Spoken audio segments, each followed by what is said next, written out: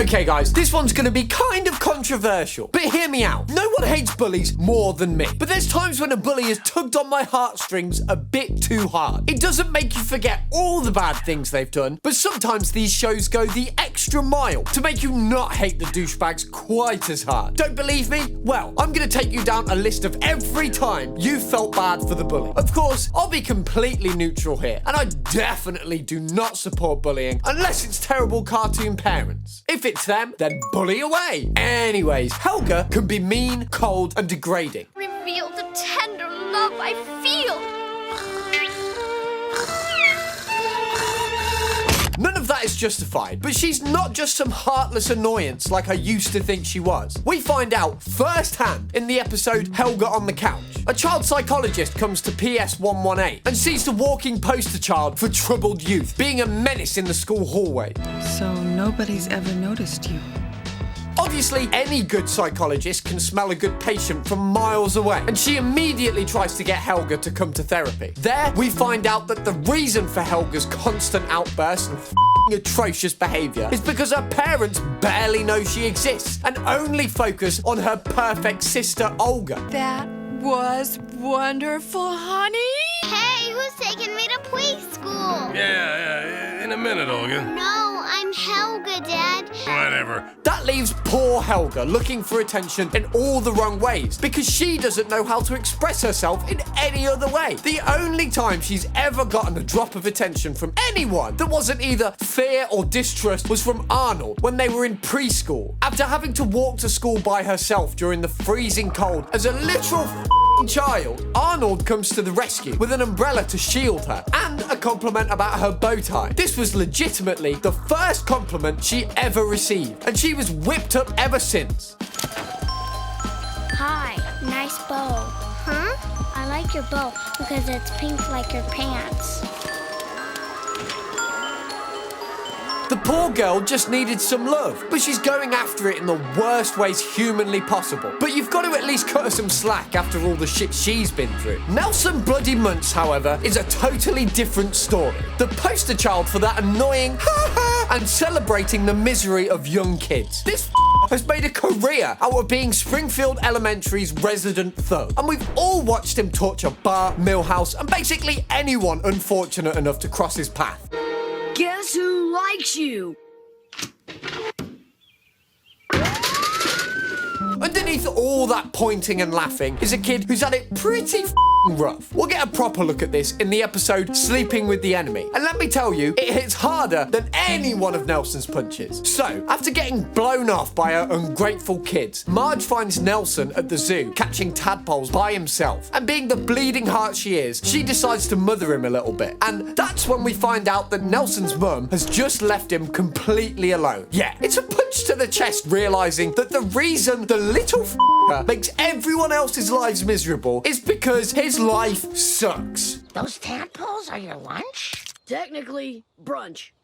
Well, here, take this. My daughter didn't want the lunch I made. The kid lives in a house that's falling apart. His dad abandoned the family years ago and never came back. And now his mum has temporarily done the same. Nelson ends up staying with the Simpsons. And for once, we see him without the tough guy mask. He's just a lonely kid who's been forced to fend for himself for his entire life. Because no one has ever given a shit about him. Nelson, I thought you were sleeping in the park tonight. Nelson, what are you doing out this late? My mom ditched me. She went to Hollywood to be an actress. Papa, are you near me? Papa, can you hear me? Papa, can you help me? When you're living in poverty with no stability and everyone treats you like you're worthless, of course you're gonna act out. That's pretty heartbreaking, I have to say. Right, but how about a character that's a bit more recent than the OGs? Amity Blight from The Owl House can literally be the first picture that pops up if you googled a mean girl. And I wouldn't even be surprised. She's got the attitude, the click, and the burning desire to make Luz's life absolutely miserable. Oops. That was an accident. Because you and your pet are giving witches in training a bad name. But when I win, not only do you have to tell the whole convention you're not a witch, you have to stop training. But then we get to understanding Willow, and suddenly everything makes an unpleasant amount of sense. Luz and Amity end up inside Willow's mind trying to fix some accidentally burnt memories. And that's when the truth comes spilling out like tea at a gossip session. Turns out Amity and Willow used to be best friends, proper close, with a kind of friendship that most people can only dream about. But then Amity's parents decided that Willow wasn't good enough for their perfect daughter. What is Willow doing here? She wasn't on the guest list for a reason. But she's my best friend. Nonsense. Blights only associate with the strongest of witchlings. Good children don't squabble, dear. Sever your ties with Willow, and if you don't, then we will. So of course, the smart and respectful thing to do is to threaten to absolutely destroy Willow's future and prevent her from attending Hexside unless Amity cuts her off completely. Of course, I'm just taking the piss here. These two are absolutely horrible to even think about this much, lest we go through with it. After watching her be an absolute ass for so long, we find out that Amity's not mean because she wants to be. She's mean because she's been trained to be. And that's absolutely tragic. Speaking of controlling parents, let's talk about Pacifica Northwest. Look guys, I've got a soft spot for this one, but when she showed up, she stole the show and upsold Mabel while doing it. The moment I first saw her, I rubbed my hands together and knew this girl had some serious baggage going on. Well, if it isn't Mabel's uncle, Mr. Pines. Looking for this? Yeah. What do you want? Money?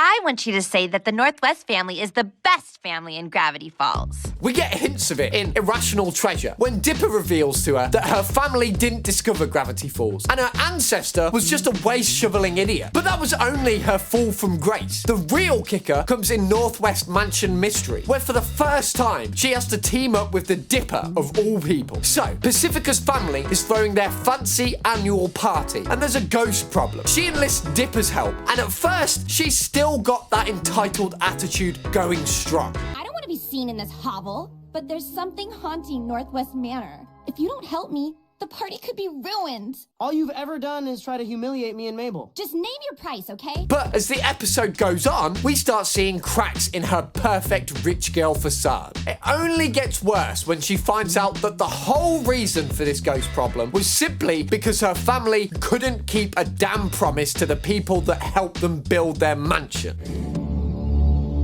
So, wait a minute. The Northwests knew this haunting was coming? And they tricked me into helping them to avoid ghostly justice? Pacifica is caught between a rock and a hard place, as she's forced to make a decision that could change her life forever. The moment that made me and most of the internet love this little brat is when she made the right decision. She wants to pull the lever, and she wants to do the right thing. But then her father rings a bell, a literal bell, and Pacifica instantly stops mid-sentence and falls in line, like she's been conditioned to obey. I was right about you all along. You're just as bad as your parents. Another link in the world's worst chain. I'm sorry, they made me. I should have told you, but...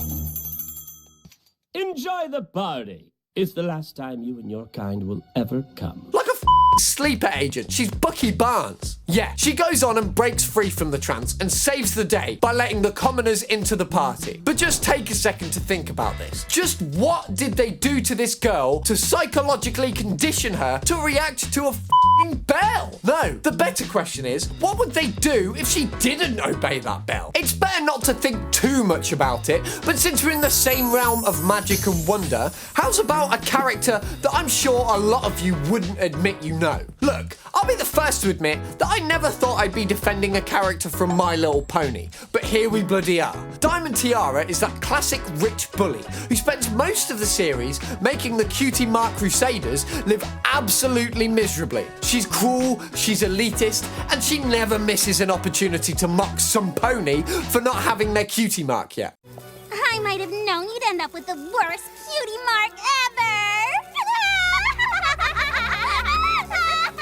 But then, in Crusaders of the Lost Mark, we find out the truth about her behaviour. Diamond Tiara loses the school election to Pipsqueak, and you'd think that would be satisfying, right? The bully finally gets knocked down a peg, except then we see what happens when she gets home. Her mother, who, I kid you not, is named Spoiled Rich, absolutely tears into her daughter for being a loser and associating with blanked flanks. Because I didn't win. What? You mean I hefted all these party supplies to celebrate nothing?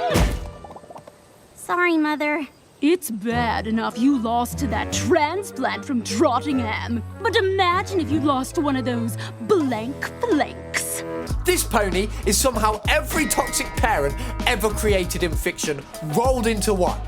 Then, in true My Little Pony fashion, we get a song to explain the emotional scene, and that somehow makes things worse. Diamond Tiara sings about being desperately lonely and only bullying others because her mother has drilled into her head that she must always think of social standing and maintain their family image. The poor filly doesn't even know who she actually is because she spent her entire life trying to be what her mother demands. Oh God. My poor f***ing heart can't take watching bad parents get their way. But I'm seeing way too much of a pattern here. Bullies weren't born that way. They were shaped into being who they are because they were birthed by bullies. But then you've got Denzel Crocker, a man who had a great mother and honestly a terrible but decent life. And somehow he has the bad luck of getting royally arse-f***ed by reality because the person that ruins his life comes from the damn future. And don't get me wrong, I've roasted this man before because it's proper hilarious to make fun of him, just like that video was hilarious, so you should check it out. But in that video, I also briefly touched on an episode that makes you understand why he's such an absolute nutter. So Crocker is unbearable on March 15th every year. And that's saying a lot if you know what this man is like on every other day of the year. And Timmy wants to know why. He travels back to 1972, and what does he find? A happy, enthusiastic young Crocker who actually had fairy godparents. Not just any fairy godparents, mind you, his fairy godparents. Gah! My life is so miserable. I don't know how I'd be able to bear it if it weren't for you two. Cosmo and Wanda. Hey, who's that gorgeous hunk of fairy? What the? Come here! But then Timmy and his fairies interfere, and through a series of catastrophically stupid events, which are mostly Cosmo's fault, young Crocker's fairies are exposed and taken away. What's this thing do? Who are you? What's this thing do? Who's that kid? My fairy! However, somehow Crocker manages to retain his memories, and that leads to his intense obsession with... Know what? Fairy godparents exist. Fairies do exist. Fairies! The man's got every reason to be insane after getting his joy and his compassion ripped away from him, something that wasn't even his fault. Is it an excuse for how he treats his parents? Absolutely not. But does it explain why he is the way he is? Unfortunately, it really does. Let's switch gears to another rival character who's more pathetic than evil. Mandark from Dexter's Laboratory. Just like Crocker, this kid's obsession is just making his rival's life a living hell for seemingly no reason. But then we find out the reason in A Boy Named Sue. In that episode, we flash back to his birth and childhood, and it's immediately clear why he turned out the way he did. My, name is, Susan. His hippie parents named him Susan. Now put that away and come join our bonding chant ritual, Susan. Yes, Mother. Not even like a weird middle name you cringe at whenever your teacher calls you out in class. Nah, this was his actual first name. Apologies to anyone named Susan in my audience. I love you, but why bloody Susan of all names? They forced him into an extremely feminine lifestyle that he absolutely hated, wouldn't let him pursue science or eat meat, and instead made him hug trees and do yoga when all he wanted was a microscope and a burger. Naturally, with a life like that, he had absolutely no friends. And one day, his birthday to be exact, he finally snapped and begged them to let him have science and meat. They realised that they'd been completely neglecting what he actually needed. And that's the darkness that flowed through me. A name that told her the man I knew I could be. I was now Mandark! Yet again, this is another example of why being a dick as a parent will only lead to suffering for literally everyone. In fact, I don't hate on bad parents enough on this channel. That's going to have to change. Definitely. And of course, since we're on the topic of terrible parents, how about we talk about the kid that got face reconstruction surgery from his fire-breathing dad? Come on. You all know we'd talk about him eventually. Zuko is practically the poster boy for redemption arcs in the media. But goddamn, he was annoying in the first season of Avatar. The Last Airbender is one of those shows that takes every opportunity it can to develop its characters beautifully, and Zuko is no exception for that. So there were many episodes where we got to feel bad for him, but the episode that really drives it home is The Storm. Zuko's known pretty well to be an angry, angsty teenager that wants nothing more than to capture the Avatar. So that's why he's so obsessed. Capturing the Avatar is the only chance he has of... Even though it's looking more and more like a juvenile cat and mouse game than an actual hunt. I had better luck getting a girlfriend in 6th form than this man actually had at accomplishing his goal. Okay, I didn't, but a guy can dream. Anyways. Unlike me, Zuko had Uncle Iroh, and no one knows the Fire Nation prince better than that man. He tells his crew the story of how Zuko got his scar. And we're there to hear the story too. Young Zuko attended a war meeting where a general suggested sacrificing young Fire Nation soldiers in a battle strategy. But Zuko, being someone who actually had compassion, was the only one to stand up against the idea. That was his crime, caring about his own people's lives. As punishment, Fire Lord Ozai challenged him to an Igni Kai, which is a firebending duel. But when Zuko realised he'd have to fight his own father, he dropped to his knees and begged for mercy. Please, Father, I only had the Fire Nation's best interest at heart. I'm sorry I spoke out of turn. Refusing to fight. And what did his father do? Burned half his bloody face off, obviously. It was supposed to be a lesson in respect, as if banishing his own 13-year-old son with an impossible mission wasn't enough of a punishment already. And mind you, the Avatar had been missing for a century by that point. That was the equivalent of your dad telling you to go sweep the desert until there wasn't a grain of sand left. Ozai sent his son out to never return. So what did that leave Zuko?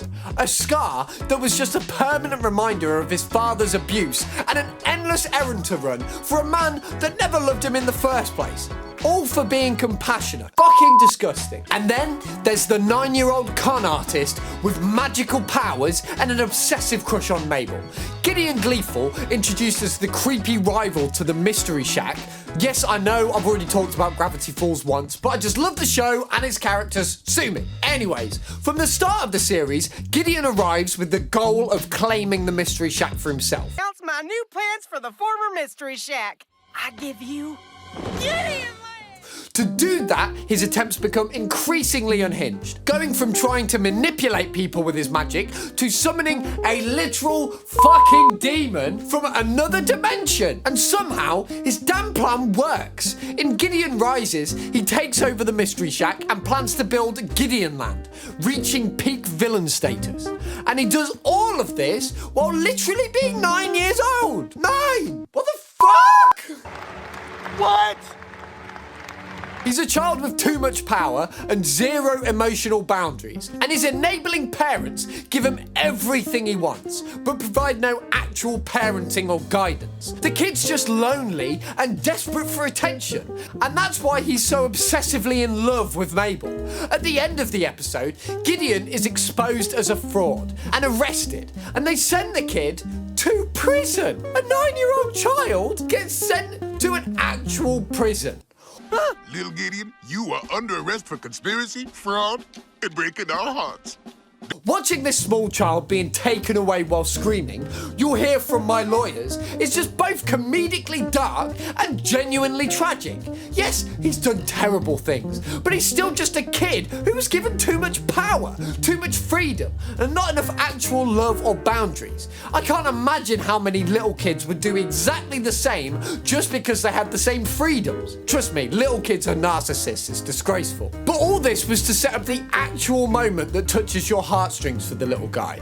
Weirdmageddon is where we actually see the kid's true heart. He's hired by Bill to guard Mabel's bubble from any intruders after breaking out of prison. But it doesn't take much for Dipper to convince him to do the right thing. But not only does he let Dipper through, he even prepares to lead his fellow inmates to fight off the demons destroying the town. And what's the only thing he asks for in return? All he wants is for Dipper to tell Mabel what he did. God, the little fucker won me over right there and then, just like everyone else on this list did. I'm not saying they weren't pieces of shit for the whole series, but you've got to admit, seeing their reasons for being so terrible at least made you feel sorry for them, maybe? Anyways, make sure to like the video and subscribe while I go prepare for my nightly binge of Horrid Henry. Have a good one, and cheerio!